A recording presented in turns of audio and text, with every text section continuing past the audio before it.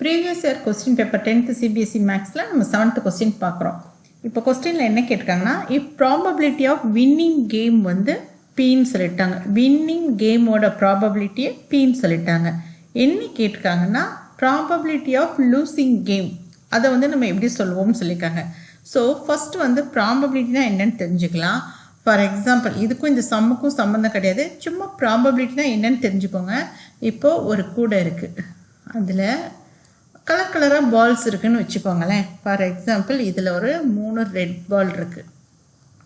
Okay, அதுக்கப்புறமேலு இப்போது இந்த கூடையில் 3 ரெட் கலர் பால் இருக்குது, 2 க்ரீன் கலர் பால் இருக்குது, ஒரு ஆரஞ்சு கலர் பால் இருக்குது.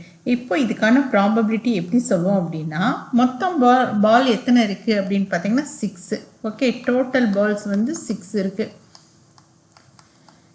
இப்போது இதில் ரெட் கலர் வரக்கூடிய பால், அந்த பால் வந்து இந்த கூடையிலேருந்து நம்ம ரெட் கலர் பால் தான் நம்ம கைக்கு வரணும்னா அதோட ப்ராபபிலிட்டி என்ன அப்படின்னு கேட்டிங்கன்னா, இந்த 6 பாலில் 3 தடவை ரெட் கலர் பால் வரும். ஓகே, நம்ம எடுத்தா ஓகே, அப்போ இந்த ரெட் கலர் பாலோட ப்ராபபிலிட்டின் போது 3/6ன்னு சொல்லுவோம். அதே மாதிரி இப்போ இந்த க்ரீன் கலர் பால் வந்து எத்தனை டைம் வரும் அப்படின்னு பார்த்தீங்கன்னா, 6 பாலில் 2 பால் வந்து க்ரீன். அப்போ நம்ம எப்படி எழுதுவோம் அப்படின்னா, க்ரீன் கலர் பாலுக்கு வந்து இது ரெட்டுக்கான ப்ராபபிலிட்டி, இது க்ரீனுக்கான ப்ராபபிலிட்டி என்னன்னு கேட்டிங்கன்னா 2/6. அப்போ இந்த ஆரஞ்சு கலர் இருக்கு இல்லையா, இது வந்து எத்தனை தடவை வரும் அப்படின்னு பார்த்தீங்கன்னா, ஆரஞ்சு இது வந்து 6 பாலில் ஒரே ஒரு பால் தான். அப்போ ஒரு தடவை நம்ம எடுக்கும்போது ஆரஞ்சு கலர் பால் கிடைக்கும். இதுக்கு பேர் தான் ப்ராபபிலிட்டி. இப்போ டோட்டல் நம்பர் ஆஃப் ப்ராபபிலிட்டி இந்த எல்லா ப்ராபபிலிட்டியுமே நம்ம ஆட் பண்ணோம்னா நமக்கு என்ன ஆன்சர் கிடைக்கும்னு பாருங்கள். இப்போ 3/6 அப்படிங்கிறது இந்த ரெட் கலர் பால், இந்த க்ரீன் கலர் பால் வந்து 2/6, இப்போ இந்த ஆரஞ்சு கலர் வந்து 1/6. இப்போ பாருங்கள், டினாமினேட்டர் எல்லாம் சேமாக இருக்குது. அப்போ 6 காமனாக எடுத்து நம்ம எழுதிடுவோம். இப்போ மேலே இருக்கிறது எல்லாத்தையும் நம்ம ஆட் பண்ணுவோம். அப்போ 3 + 2 + 1.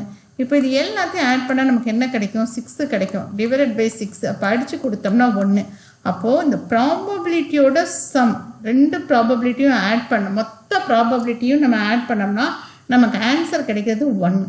ஓகே, இப்போ இதுதான் கான்செப்ட். இதை வச்சு தான் நம்ம இந்த சம் செய்ய போகிறோம். இப்போ இந்த சம்மில் என்ன கேட்டிருக்காங்க அப்படின்னா, கொடுத்துருக்கிறது என்ன கொடுத்துருக்காங்கன்னா, வின்னிங் கேம் அதோட ப்ராபபிலிட்டியை வந்து பின்னு சொல்லிட்டாங்க. நம்ம லூசிங் கேமோட ப்ராபபிலிட்டியை தான் நம்ம கண்டுபிடிக்க போகிறோம். அப்போது வின்னிங் கேமோட ப்ராபபிலிட்டியை நம்ம எப்படி எழுதணும் அப்படின்னு வச்சிங்கன்னா, வின்னிங்